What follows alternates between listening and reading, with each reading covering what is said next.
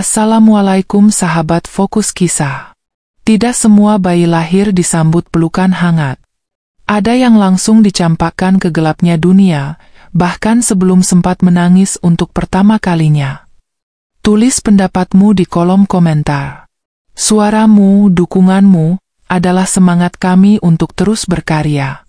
Berikut ini adalah kisah yang akan mengaduk perasaanmu tentang seorang bayi mungil yang pernah tenggelam dalam kelamnya dunia, namun menemukan cahaya dari cinta yang tak terduga.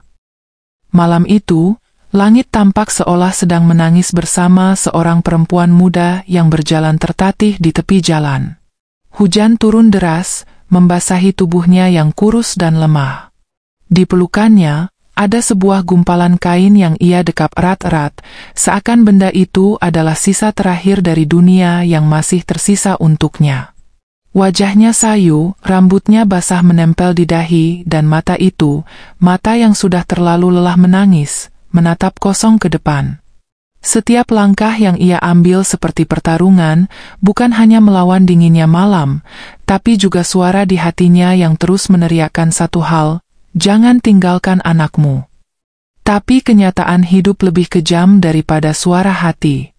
Tangisan bayi yang meringkih dari balik pelukannya membuatnya semakin gemetar. Ia berhenti di depan sebuah bangunan tua, lampunya remang-remang, papan bertuliskan Panti Asuhan Cahaya Kasih bergoyang tertiup angin. Ia menatap bundelan di pelukannya lalu berbisik, "Maafkan Mama, Nak. Bukan karena Mama tidak cinta, tapi karena dunia ini terlalu kejam untuk kita berdua." Tubuhnya merosot perlahan, lututnya menyentuh tanah becek. Tangannya gemetar saat membuka kain pembungkus bayi itu, yang ternyata hanya selembar selimut tipis dan baju bayi lusuh yang bahkan sedikit kebesaran. Bayi itu terus menangis, suaranya lirih tapi memilukan. Si perempuan merogoh saku jaketnya dan mengeluarkan selembar kertas yang sudah lecek, bertuliskan nama, Raka. Itu satu-satunya hal yang bisa ia berikan, sebuah identitas, agar dunia tahu bahwa bayi ini pernah dicintai walau sebentar. Ia menyelipkan kertas itu di samping selimut, mencium kening bayinya dengan napas gemetar. "Hidup ya, Nak. Hidup meski tanpa Mama." Lalu ia beranjak perlahan, berbalik tanpa menoleh lagi. Di dalam bangunan itu, seorang perempuan parubaya, Bu Rani, sedang menjahit sambil mendengarkan suara hujan. Ia mendongak ketika mendengar tangis bayi. Tangis itu tidak biasa, tidak seperti tangisan anak-anak panti yang sudah ia kenal. "Siapa di luar sana malam-malam begini?" gumamnya, lalu bangkit dan membuka pintu. Pintu kayu tua itu berderit ketika dibuka, dan Bu Rani terkejut melihat ada bayi kecil tergeletak di teras, menggigil di tengah hujan. Ia langsung memeluk bayi itu tanpa pikir panjang, membawanya masuk ke dalam. "Ya Allah, kecil banget kamu, Nak. Tubuhmu dingin, pipimu merah, kamu pasti lapar ya?" katanya sambil menimang. Bu Rani mengganti selimutnya dengan handuk hangat, lalu merebus susu formula sisa pemberian donatur beberapa hari lalu. Sambil menghangatkan tubuh bayi itu, ia menemukan secarik kertas berisi nama. Raka HM, cahaya dalam kegelapan. Nama yang indah. Hatinya tercekat. Betapa pilunya dunia, jika bayi sekecil ini harus memulai hidup dari sebuah pembuangan. Tapi dalam benaknya, ia tahu satu hal, bayi ini akan ia rawat seperti anak kandungnya sendiri. Di sudut matanya, air mata menetes. Ia memandangi wajah bayi itu yang mulai tenang. "Kamu gak akan sendirian lagi, Nak. Ibu di sini, ibu gak akan ninggalin kamu." Hari-hari berlalu. Raka tumbuh di lingkungan sederhana namun penuh kasih. Ia bukan satu-satunya anak di panti, tapi sejak kecil, ia selalu tampak berbeda. Ia tidak pernah menangis kencang seperti bayi-bayi lain. Matanya selalu tampak dalam, seolah menyimpan kisah pilu yang belum sempat diceritakan. Bu Rani sering duduk di samping tempat tidurnya, menyanyikan lagu Nina Bobo sambil membelai rambut tipis Raka. "Kamu anak yang kuat ya, Nak. kamu datang ke dunia ini sendirian, tapi kamu gak pernah menyerah. Anak-anak lain mulai memanggil Bu Rani ibu karena kasihnya yang tak pernah habis. Tapi hanya Raka yang memanggilnya Bu Rani. Mungkin karena di hatinya selalu ada ruang kosong, ruang yang hanya bisa diisi oleh sosok yang dulu meninggalkannya. Meski begitu, ia tidak pernah membantah, tidak pernah nakal, dan selalu duduk tenang di pangkuan Bu Rani setiap malam. Ibu, kenapa aku nggak punya mama kayak teman-teman di TV? Tanya Raka suatu malam. Bu Rani tersenyum sambil menatap langit-langit. Kadang, Tuhan memberikan kita keluarga bukan dari darah, tapi dari hati. Tahun-tahun berjalan pelan namun pasti. Raka kini duduk di bangku kelas 2 SD. Ia tumbuh menjadi anak yang kalem, pendiam, dan bijak di usianya yang masih sangat muda. Gurunya sering kagum dengan pemikiran Raka yang dewasa. Tapi semua orang tahu, anak ini memendam sesuatu yang dalam. Di kelas seni, saat anak-anak lain menggambar rumah dan keluarga, Raka menggambar seorang perempuan berdiri sendiri di bawah hujan, sambil memeluk bayi kecil. Bu Rani yang melihat gambar itu di kamarnya menahan napas. "Ini siapa, nak?" tanyanya pelan. Raka menunduk. "Mungkin ibu kandungku." Suara itu nyaris tak terdengar.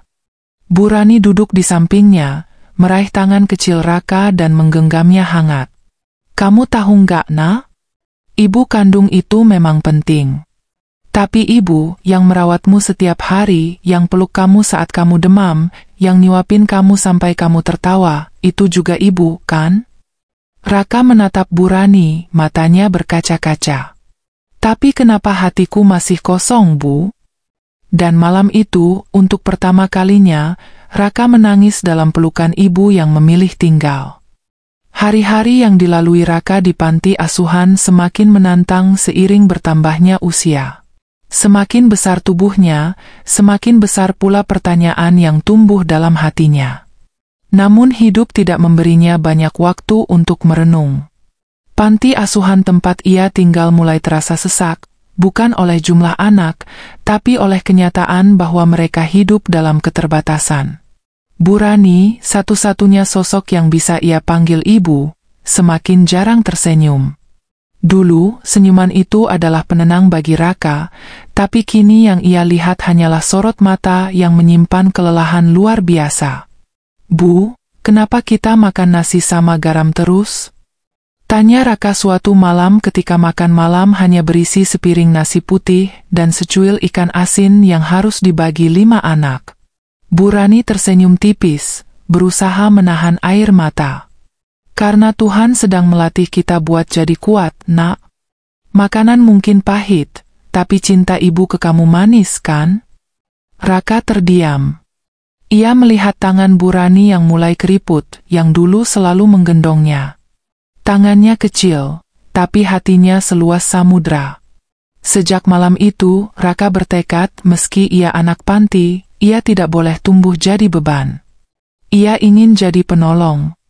Ia ingin, suatu saat nanti, Bu Rani bisa makan enak tanpa harus menyisihkan milik sendiri demi anak-anak seperti dirinya.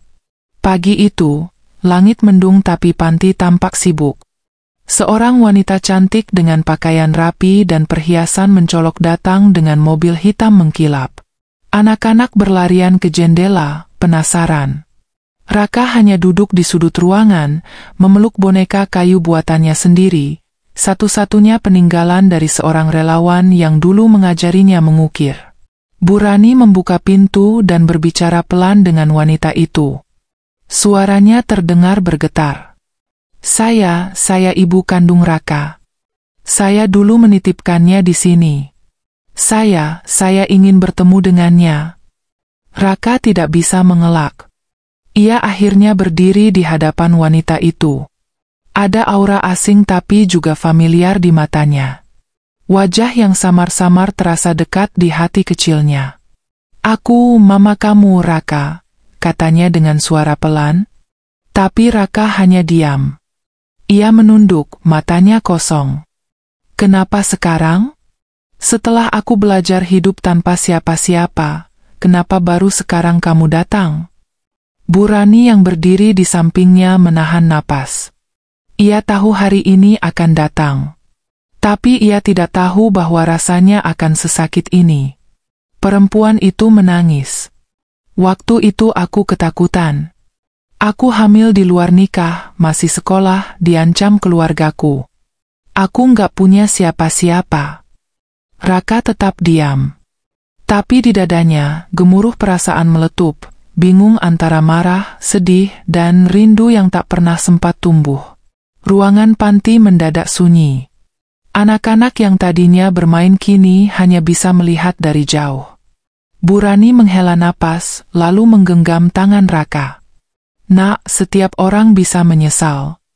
Tapi memaafkan atau tidak, itu sepenuhnya hakmu. Raka menoleh pelan, matanya menatap wanita di hadapannya. Wanita yang katanya melahirkannya, tapi juga meninggalkannya di malam hujan. Mama, kamu tahu nggak? Aku tumbuh sambil berharap kamu bakal datang. Tapi setelah kamu nggak muncul bertahun-tahun, aku belajar sesuatu. Ibu kandung itu mungkin penting, tapi ibu yang memilih bertahan, itu jauh lebih penting buat aku. Wanita itu mulai terisak. Ia ingin memeluk Raka, tapi Raka mundur selangkah. Aku nggak marah. Aku cuma bingung. Kenapa kamu baru datang waktu aku udah bisa hidup sendiri? Bu Rani memeluk Raka erat, mencoba meredam gemuruh di hatinya. Raka berdiri tegak, tapi jiwanya limbung. Ia tahu ia tidak sendirian, tapi rasa luka itu seperti goresan lama yang dibuka lagi. Perempuan itu akhirnya memilih pergi dengan mata sembab. Aku cuma mau lihat kamu bahagia, walau bukan denganku, katanya lirih. Raka tak menjawab. Tapi di dalam hatinya, ia tahu luka lama tak sembuh hanya dengan air mata. Hari-hari setelah pertemuan itu menjadi berat bagi Raka. Ia mulai banyak merenung, termenung di ayunan tua panti atau duduk lama di depan lukisan yang pernah ia buat, perempuan dan bayi di bawah hujan. Bu Rani tidak mendesaknya bicara, tapi selalu ada di sampingnya. Hingga suatu malam, saat listrik padam dan hanya ada cahaya lilin di ruang makan, Raka duduk di samping Bu Rani dan berkata, Bu, kalau orang yang lahirin aku nyesel, itu artinya dia sebenarnya sayang aku, ya? Bu Rani tersenyum, wajahnya diterangi cahaya temaram. Kadang, cinta itu nggak datang dengan cara yang benar. Tapi bukan berarti nggak tulus. Raka menunduk. Aku bingung, Bu. Aku merasa aku punya dua ibu, tapi satu ninggalin, satu lagi nyelametin. Bu Rani menatapnya dalam. Ibu itu yang merawatmu, Nak. Yang membesarkanmu, tidur di lantai biar kamu bisa pakai kasur, yang rela nggak makan biar kamu kenyang. Dan kamu tahu? Ibu nggak pernah nyesel. Raka terdiam. Lalu ia bersandar di bahu Bu Rani. Untuk pertama kalinya sejak pertemuan itu, hatinya mulai tenang. Ia merasa mungkin cinta sejati bukan tentang darah, tapi tentang siapa yang memilih untuk tetap ada. Tahun-tahun kembali bergulir. Raka kini beranjak remaja. Ia bukan lagi anak kecil yang menggambar ibu di bawah hujan, tapi seorang kakak bagi anak-anak lain di panti. Ia membantu Bu Rani mencuci piring, menyuapi adik-adik yang rewel, dan bahkan mulai mengajar membaca untuk anak-anak yang belum sekolah. Anak-anak menyayanginya, memanggilnya Kak Raka dengan mata bersinar. Dalam setiap pelukannya, ada kehangatan yang dulu ia cari dari sosok ibu kandung, kini ia berikan pada anak-anak lain. Kalian tahu, kita nggak boleh iri sama orang yang punya keluarga lengkap. Karena kita juga punya keluarga. Keluarga itu kita sendiri, katanya suatu sore sambil duduk melingkar bersama anak-anak di halaman. Bu Rani mendengarnya dari balik jendela, matanya berkaca-kaca. Ia tahu Raka sudah tumbuh menjadi cahaya, bukan hanya untuk dirinya, tapi untuk semua jiwa kecil yang pernah merasa dibuang. Dan dalam hati Bu Rani, tak ada lagi penyesalan. Ia pernah memilih mengambil bayi kecil dari teras rumahnya, dan kini ia melihat pilihan itu tumbuh menjadi sinar paling terang di tengah dunia yang kelam. Saat usianya menginjak 17 tahun, Raka mulai menyadari satu hal yang tak bisa ia abaikan. Ia memiliki luka yang belum sembuh, tetapi juga cahaya yang tumbuh dari luka itu. Di sekolah, ia termasuk anak yang jarang bicara, namun setiap kali ia menulis puisi atau cerita pendek, gurunya selalu terdiam setelah membacanya. "Kamu ini menulis seperti orang yang pernah kehilangan sesuatu yang besar, Raka," kata Bu Lestari, guru bahasa Indonesia. Raka hanya tersenyum kecil. Ia memang kehilangan, tapi juga menemukan. Suatu hari, sekolah mengadakan lomba pidato bertema keluarga sejati. Anak-anak lain menulis tentang ayah, ibu, dan saudara kandung. Raka? Ia menulis tentang Bu Rani. Tentang piring pecah yang ia lihat digadaikan demi uang susu, tentang pelukan hangat di malam demam, tentang suara ibu yang memanggil namanya saat ia hampir tenggelam dalam kesedihan. Ketika Raka berdiri di panggung dan mulai bicara, semua yang hadir terdiam. Keluarga bukan selalu yang melahirkan kita, tapi yang memilih untuk tidak meninggalkan kita. Aku mungkin lahir dari rahim seorang perempuan, tapi aku tumbuh dari cinta seorang ibu bernama Bu Rani. Tangis pecah di sudut ruangan. Bu Rani yang diam-diam hadir di barisan belakang menutupi mulutnya, menahan isak. Dalam hati ia berkata lirih, "Terima kasih Tuhan, aku tidak salah memilih anak itu malam dulu."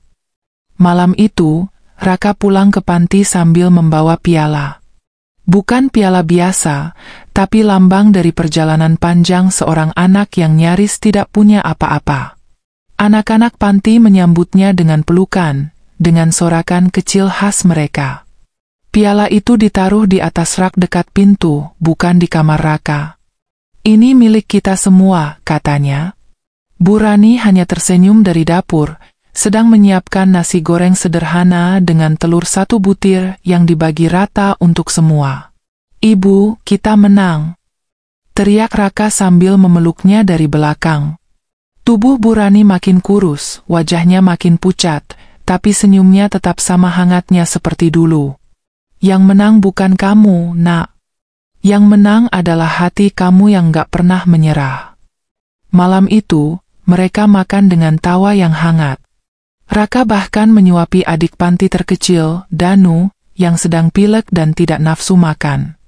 "Ayo Danu, kalau kamu nggak makan, gimana bisa kuat kayak Kak Raka?" candanya.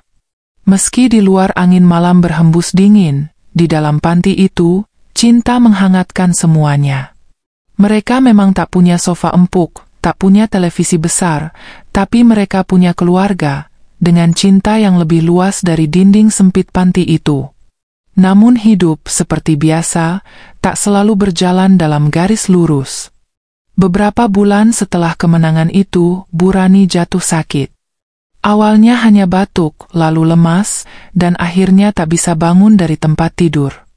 Dokter menyebutkan bahwa paru-parunya rusak karena usia dan kelelahan panjang. Raka terpukul.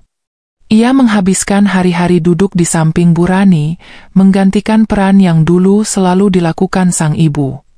Ia menyuapi, mengganti pakaian, bahkan menyisir rambutnya yang memutih. "Bu, jangan pergi dulu ya. Aku belum bisa bahagiain ibu," katanya sambil menahan air mata. Bu Rani mengelus pipinya. "Kamu udah bahagiain ibu sejak malam pertama kamu datang dalam selimut tipis itu." Suara itu pelan, nyaris seperti angin. Anak-anak panti lainnya mulai ikut membantu, tapi Raka tetap yang paling setia. Ia bahkan berhenti sekolah sementara agar bisa merawat satu-satunya orang yang ia panggil ibu tanpa ragu.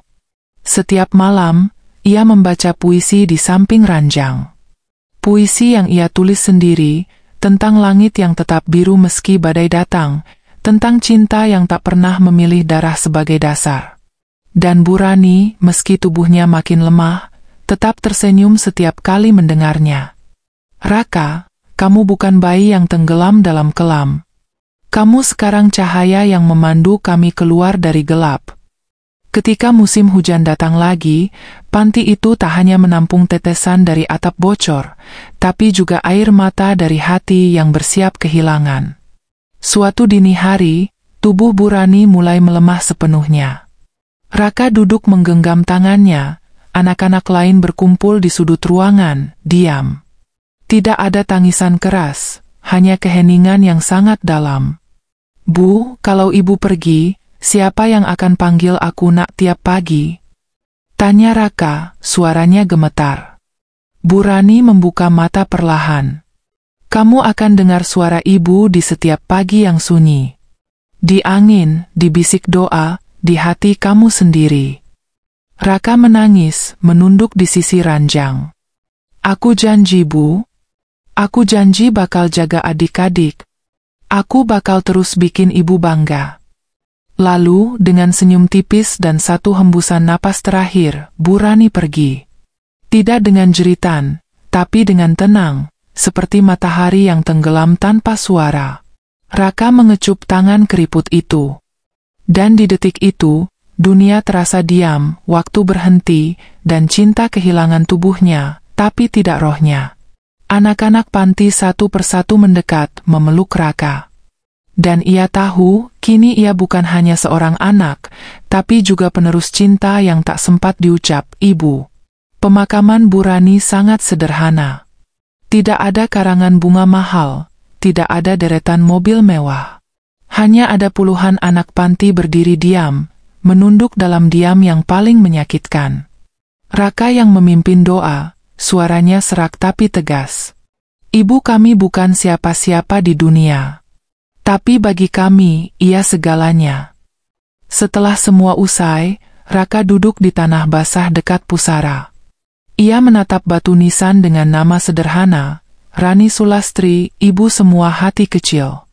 Dalam hati ia bicara, "Bu, aku akan terus hidup dengan cinta ibu di dadaku." Hari itu, Raka memutuskan satu hal besar. Ia tidak akan meninggalkan panti. Ia akan menjadi penjaga tempat itu. Ia akan terus merawat anak-anak seperti dirinya dulu. Ia mendaftarkan diri jadi relawan tetap, lalu menggalang dana lewat media sosial. Perlahan, cerita tentang anak yang ditinggal lalu ditumbuhkan cinta itu viral. Banyak orang datang membantu. Panti diperbaiki, makanan lebih layak, dan satu ruangan khusus diberi nama Ruang Kasih Ibu Rani. Dan Raka, si bayi yang dulu ditinggalkan di tengah hujan malam, kini berdiri sebagai pelindung bagi banyak anak yang lahir dari luka, tapi tumbuh dalam pelukan cinta. Beberapa tahun berlalu, dan bayang-bayang Bu Rani masih hidup di setiap sudut panti. Di bangku panjang yang dulu sering ia duduki sambil menenun, di dinding yang masih tergantung foto lamanya dengan senyum lelah tapi ikhlas, dan di hati Raka yang kini telah beranjak dewasa. Raka tak pernah menganggap dirinya sebagai pahlawan. Ia hanya anak yang dulu digendong oleh cinta, lalu diajarkan cara mencintai. Kini, dengan rambut yang mulai panjang dan tubuh yang lebih tinggi, ia bukan lagi si kecil yang menangis di pojok ruangan, melainkan sosok yang jadi tempat bersandar anak-anak lainnya. Suatu malam, hujan turun deras seperti malam saat ia pertama kali datang ke panti. Petir menyambar dan listrik mati sejenak. Danu, yang kini berusia 5 tahun dan punya luka hampir serupa dengan masa lalu Raka, memeluknya erat. "Kak Raka, aku takut," ucapnya lirih. Raka tersenyum, mengusap rambut bocah itu. "Gak apa-apa, Danu. Kakak dulu juga takut waktu pertama kali kesini. Tapi tahu nggak? Di tempat ini, kita nggak sendiri." Dan dengan lilin kecil di tangan, mereka menyanyikan lagu yang dulu sering dibisikkan Bu Rani saat malam gelap. "Kau tak sendiri walau dunia sepi." Lagu itu bukan sekadar nyanyian, tapi mantra cinta yang membuat anak-anak itu percaya bahwa rumah bukanlah tembok, tapi hati yang saling menjaga. Raka mulai menulis buku tentang kisah hidupnya dan perjuangan Bu Rani. Buku itu bukan semata ingin populer, melainkan bentuk penghargaan terhadap cinta yang menyelamatkannya dari jurang keputusasaan. Ia menulis dengan air mata, dengan kenangan yang menyelinap di sela-sela malam. Buku itu ia beri judul, Dalam Pelukan yang Tak Pernah Memilih. Saat buku itu diterbitkan oleh penerbit kecil yang bersedia membantunya, ia tidak menyangka dampaknya. Banyak orang tua angkat, relawan, bahkan anak-anak muda yang terinspirasi. Salah satu komentar yang membuat Raka menangis berbunyi, "Saya bukan orang tua yang melahirkan, tapi kisah ini membuat saya yakin, cinta yang dipilih bisa lebih kuat dari cinta yang dilahirkan." Dari hasil penjualan buku, Raka tak mengambil sepeser pun untuk dirinya. Semua ia alokasikan untuk pendidikan anak-anak panti. Ia juga mendirikan kelas seni untuk menampung emosi anak-anak yang tidak tahu cara bercerita selain lewat gambar dan lagu. Kalau kamu sedih, gambar aja. Kalau kamu marah, tulis puisi. Kalau kamu rindu, nyanyi ya.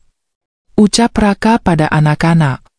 Dan kelas itu bukan hanya ruangan, tapi jendela baru bagi mereka yang pernah merasa dibuang, agar tahu bahwa mereka bisa didengar tanpa harus berteriak.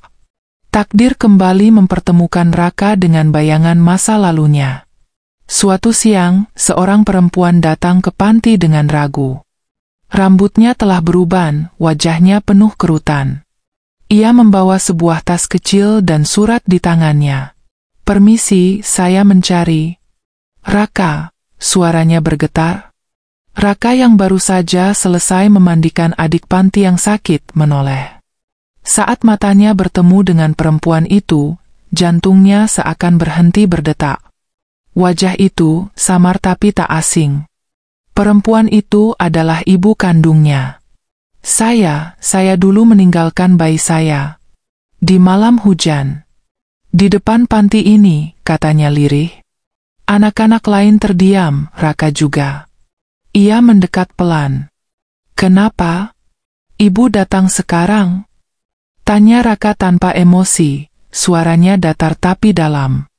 "Saya menyesal, tiap malam saya dihantui. Tapi saya pengecut, Raka. Saya takut kamu benci saya." Air mata mengalir dari mata perempuan itu. Raka menatapnya lama, lalu menunduk. Dalam hatinya berkecamuk amarah, kecewa, tapi juga pertanyaan tentang makna maaf. Ia tak langsung menjawab, hanya berkata, "Ibu bisa duduk dulu? Kita bicara nanti. Di sini, kami tidak menghakimi. Kami belajar mencintai, meski hati kami pernah dicabik." Kalimat itu membuat perempuan itu menangis makin keras. Dan hari itu, dua jiwa yang terpisah oleh waktu mulai merajut ulang benang yang putus oleh luka lama. Proses menerima ibu kandungnya tidak mudah bagi Raka. Ia butuh waktu. Ia bukan malaikat yang bisa langsung memaafkan tanpa luka, tapi ia juga bukan batu yang membiarkan dendam mengeras. Mereka sering duduk berdua di taman kecil dekat panti, hanya saling diam. Tapi dalam diam itu, perlahan ada pengertian. "Aku gak butuh penjelasan kenapa ibu dulu meninggalkanku," kata Raka suatu sore, "tapi aku ingin tahu, apa ibu pernah mencintaiku meski hanya sesaat?" Perempuan itu menggenggam tangannya dengan gemetar. "Setiap malam aku dengar suara tangisanmu dalam tidur. Aku mencintaimu, nak. Tapi aku kalah dengan ketakutanku sendiri." Raka terdiam, menatap langit yang mulai memerah. "Kalau begitu, jangan pergi lagi.